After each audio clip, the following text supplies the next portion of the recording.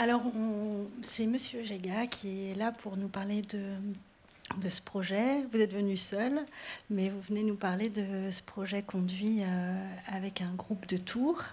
Vous êtes artiste marionnettiste, et donc c'est vous qui avez animé ce projet au long cours. Vous en disiez quelques mots en arrivant. Vous avez eu le confort de travailler dans le temps, et puis avec un dispositif, moi c'est ce qui m'a plu dans votre projet, qui est très riche, c'est-à-dire que on voit comme ça se construire tout d'abord la confection, comme ça, avec les différents matériaux, puis l'appropriation alors, la marionnette, je ne sais pas comment vous allez nommer d'ailleurs l'objet, et puis ensuite, voilà, l'appropriation, et puis la mise en situation ou en interaction. Là, le film se termine sur voilà, cette réalisation et la rencontre dans la ville. Voilà. Peut-être déjà, si vous voulez prendre la parole sur... Ouais, je vais juste préciser quelques éléments. On ne le fait pas avant le film parce que ça vous permet de découvrir une expérience qui a duré 18 mois et qui était très ouverte. C'est-à-dire que la personne qui mettait en place ce dispositif invitait des artistes à développer des projets qui leur tenaient à cœur. Et le projet n'était pas de faire un film, puisque on a posé la caméra tout au long de ces 18 mois, mais on n'a pas du tout écrit comme il se fait. Parfois un documentaire a besoin d'être écrit, comme on a vu celui avant. Celui-ci, ça a été beaucoup de travail après de dérochage pour voir si on pouvait porter témoignage de ces 18 mois de recherche et de travail. Donc tout s'est joué dans la première séance. Voilà, tout s'est joué sur la question des rêves, de partager. Moi, j'étais dans la création d'un spectacle. J'avais envie de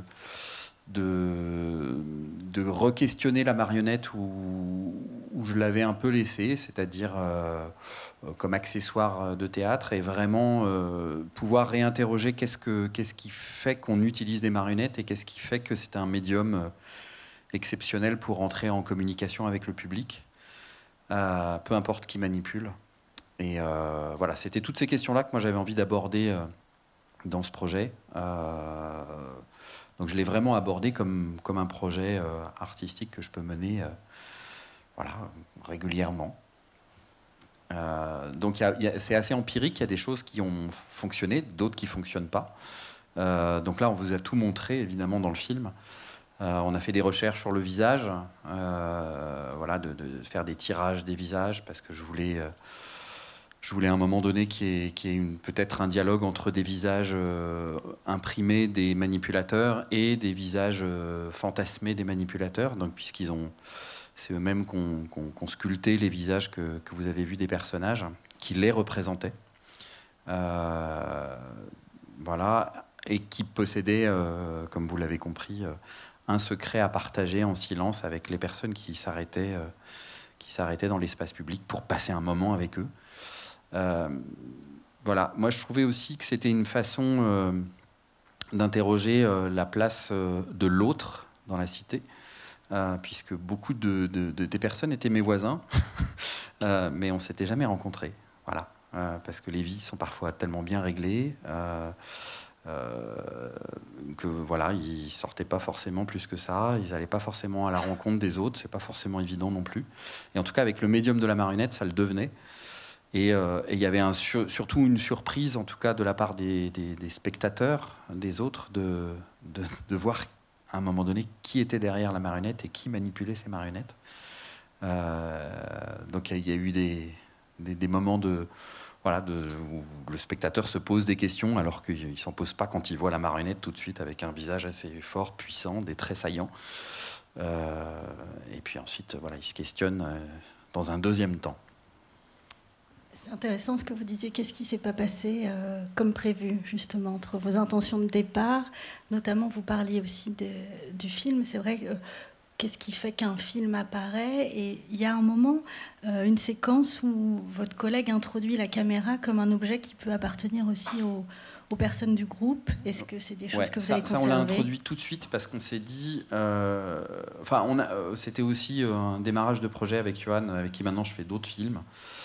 plus de fiction, on fait des séries, des choses comme ça. Mais vraiment, c'était la question de poser un regard. Il n'y avait pas que nous qui avions le droit de le poser. C'est pour ça qu'à un moment donné, on leur donne aussi une caméra qui a produit des images. Bon, voilà, la GoPro, c'est pas forcément... C'était un regard subjectif qu'on voulait, mais qui n'était pas forcément très intéressant dans le dérochage. Mais qu'est-ce qui n'a pas fonctionné? C'est les tirages, par exemple, des visages qui... Ça rendait complexe le rapport au spectateur d'avoir un manipulateur, un visage qui ressemble à celui du manipulateur, plus une marionnette. Ça brouillait voilà, ce qu'on avait envie de raconter. Donc, en tout cas, ça a permis vraiment un truc. Vous avez pu voir, on l'a gardé, c'est que c'est une vraie délivrance au moment où on arrachait le visage de chacun. Voilà, puisque on a vraiment gardé que des moments assez forts où il se passait vraiment quelque chose, mais ces moments-là ont été très très forts. C'est une espèce de naissance comme ça du groupe, où chacun se regardait s'arracher le visage du voisin. C'était assez fort, c'était assez chouette. Oui, il y a cette séquence où il faut l'extirper. Vous dites il faut sourire, faire des grimaces, lui rendre une mobilité là pour ôter le plâtre. C'est purement technique, parce que voilà, effectivement, il faut grimacer pour détendre, même si on a mis de la vaseline pour rendre ça un peu glissant, mais il faut quand même détendre le visage à l'intérieur.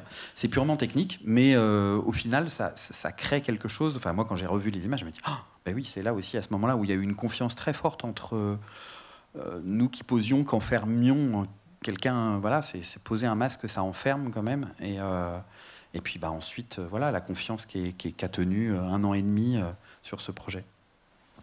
Et alors, est-ce que vous pourriez nous dire un mot de ce qu'en ont dit les participants qui ne sont pas là aujourd'hui pour prendre la parole, mais qu'est-ce que vous retenez de ce qu'a été ce projet, ce qui a pu se dire peut-être dans l'après-coup de cette trajectoire-là Alors, on a fait comme quand on monte des spectacles, on a des tournées, on joue plusieurs dates, etc. Là, on a fait 2 sorties. On a fait 2 sorties publiques. Donc, vous le voyez, dans un parc et ensuite dans la ville. On a fait 2 sorties publiques qui étaient assez fortes, comme 2 représentations. Et on ne s'est pas revus après. On s'est revus, je crois, pratiquement 1 an après pour leur présenter le film. Il a fallu beaucoup de temps pour dérocher et prendre le temps de créer ce rendez-vous pour se retrouver. Mais c'était comme avec n'importe quelle équipe artistique avec qui on a vécu quelque chose. Bon, on garde une mémoire, une trace, mais on est passé à autre chose. Voilà, il n'y a pas de... ils ont construit d'autres histoires, mais disons que moi j'ai vraiment l'impression d'avoir mené un projet artistique, une aventure humaine certes, mais aussi un projet artistique avec eux, et qui s'est terminé le jour où on est sorti. Et puis après, on a partagé une ou deux projections en public, mais chacun est reparti et va qu'à ses occupations. Merci. Est-ce qu'il y a des questions dans la salle à notre invité par rapport au film, au projet? Pas de questions. Pas de questions, place à la suite. Je vois qu'on me fait signe. Ok, alors merci de votre venue.